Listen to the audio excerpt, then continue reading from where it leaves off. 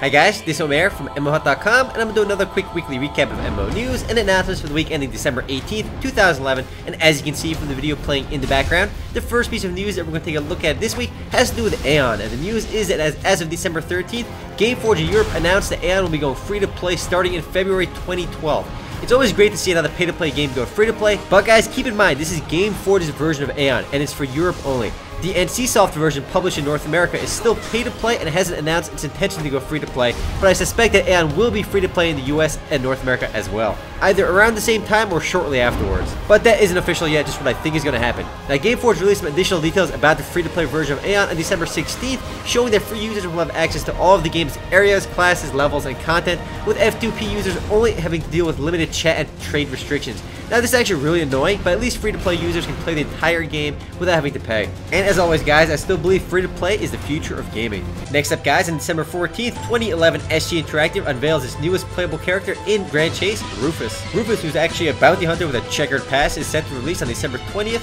and will be the 14th character class to be added to Grand Chase since release.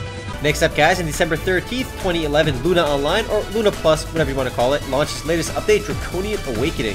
The update introduces the new Draconian Temple dungeon located in the ruins of ancient Elpis, and offers new zones, quests, weapons, and armor. Also including the update is the game's guild tournaments are now set to run more often, while players can also earn housing points by using the game's slot machine every 10 minutes. And the video you're seeing in the background for Luna Online is actually one of the first trailers for the game, but I actually couldn't find any newer ones to use, so I used this one.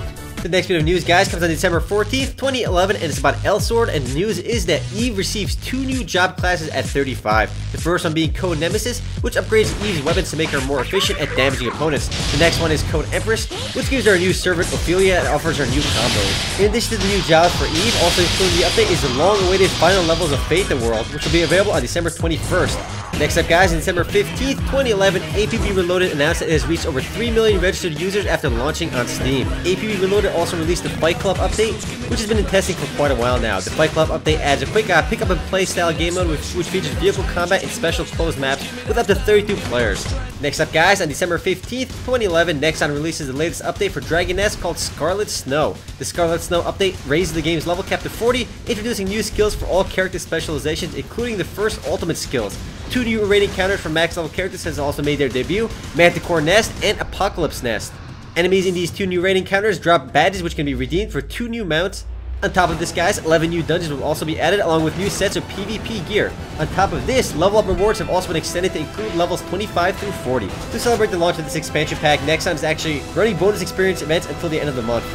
Next up, guys, is some big news from Joymax, which comes on December 16th, and the news is that Joymax reveals its classic MMORPG, Silkroad, is being reborn into Silkroad-R. Now, Silkroad-R is based on Silkroad Online, but offers faster leveling, improved environment, new content, improved balance between tribes and classes, party experience growth, skill points, item drop rates, quest design, and even the Forgotten World feature has been improved. Basically, they just pretty much not really remaking the entire game or rebalancing everything, just adding a whole bunch of stuff to the game. Lots of things will be changed, and keep in mind, guys, the original Silkroad Online game will still be around while Silkroad Online R launches as well. So players will have a choice between which version they want to play.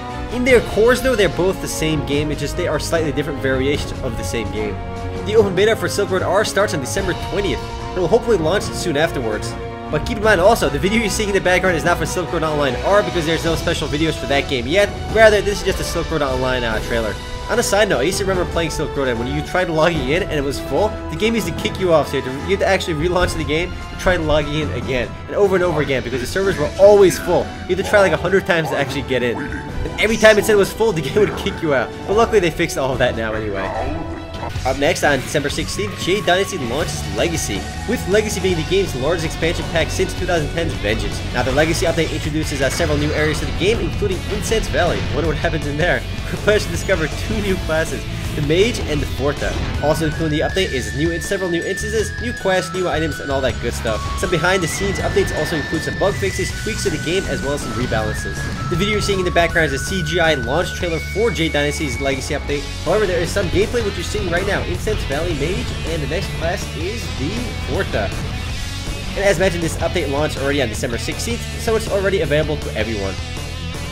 The next bit of news is from wargaming.net, and it's about World of Tanks. And the news is that it's launched its latest update for North American and European servers, which add 2 new maps, Swamps and Fjords, to the game, along with Cameo and Horns for tank customization options.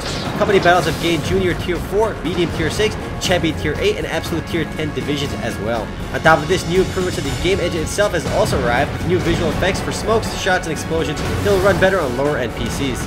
If you haven't heard of World of Tanks yet, it's a World War II themed tank MMO, which is surprisingly popular, and it's actually realistic as well. So there are no flying tanks or crazy abilities like that. The next bit of news comes from Nexon's Sudden Attack, and it comes on December 16th, and the news is that Nexon adds Big Heads mode to Sudden Attack. And the game mode is called Big Heads mode, and it's exactly what it sounds like, Big Heads, where all players start with oversized heads. It is an odd game mode, but I know a lot of old classical shooters used to have that. I distinctly remember GoldenEye for N64 having that game mode. GoldenEye was an awesome game for N64, by the way.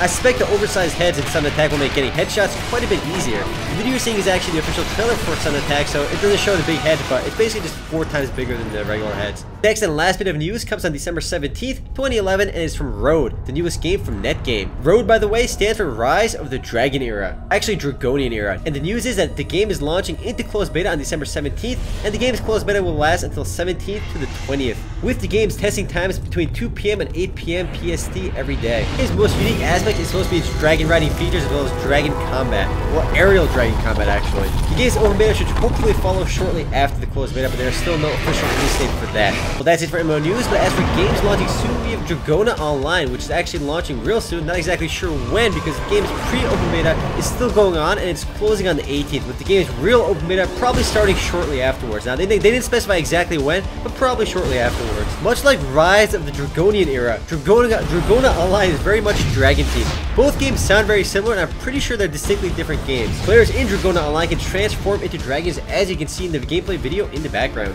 Well, that's it for games coming soon, but as for games that recently launched, the first game we're going to look at is Brawlbusters from Rock Hippo, which launched on December 15th, 2011. But the game has been in open beta for quite a while, so anyone could have played the game if they wanted to. The launch of the game does come with a new update that introduces the boss battle mode. The first boss to enter the ring is Bubblegum, a giant pink blob who spews out gas and zombies apparently.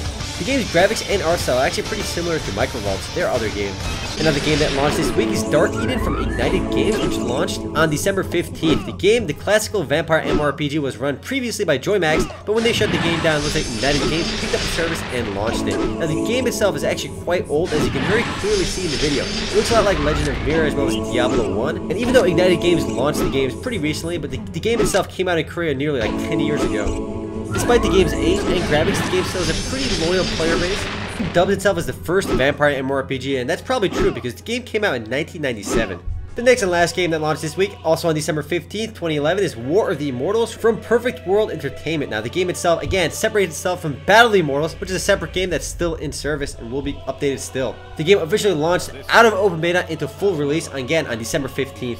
The launch trailer in the background you see features some CGI as well as some gameplay, which should be coming up soon. Guys, that's it for MMO news and announcements for the week ending December 18th, 2011. Now, if you want to read about or learn more about any of the news mentioned in this video, simply head on over to MMOHut.com/news. And if you want to discuss any of this video, simply head on over to MMOHut.com/forums. And I also want to mention for you guys before I end this video, there's a lot of holiday events going on. With the holidays coming up, pretty much every single MMORPG, game company, Nexon, Gamers First, Outspark, everyone is running giveaways, game contests, as well as events for their games. So it's a good time to start playing again if you stop playing a game, just to take advantage of those events. Oh, and I'll be answering a bunch of those user-submitted questions tomorrow with Spunkfight. If you haven't seen that video yet, it's the video before this one. Anyway, guys, it's Omer, signing off.